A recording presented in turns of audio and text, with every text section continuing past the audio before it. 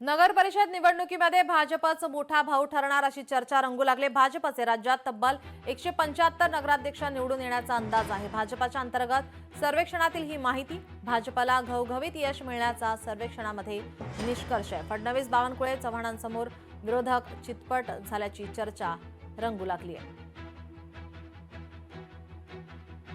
आपले प्रतिनिधी चेतन ननावरे आपल्या सोबत फोन लाईन वरून जोडले। चेतन, काय अधिकची माहिती?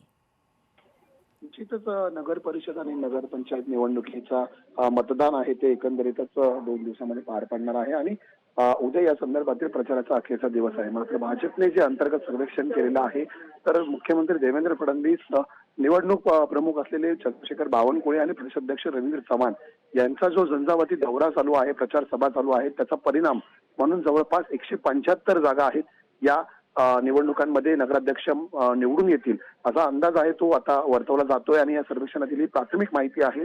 दरम्यान महायुती आणि भाजप मिळून सर्व जागांवरती उमेदवार उभे असते तरी त्यातील तब्बल 242 ठिकाणी एकट्या भाजपचे उमेदवार हे नगराध्यक्ष पदासाठी भाजपने उभे केलेले आहेत आणि त्यापैकी 175 उमेदवार निवडून येतोय। त्यामुळे सर्वाधिक स्ट्राईक रेट हा सध्या भाजपचा या सर्वेक्षणामध्ये दिसून येत आहे आणि म्हणूनच पुन्हा एकदा या मिनी विधानसभांच्या पहिल्या टप्प्यातील निवडणुकांमध्ये भाजपच मोठा भाऊ असल्याचं या सर्वेक्षणातून समोर येते।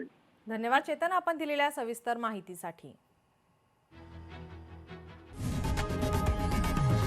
लोकशाही मराठी ऐका, पहा, जागरूक रहा।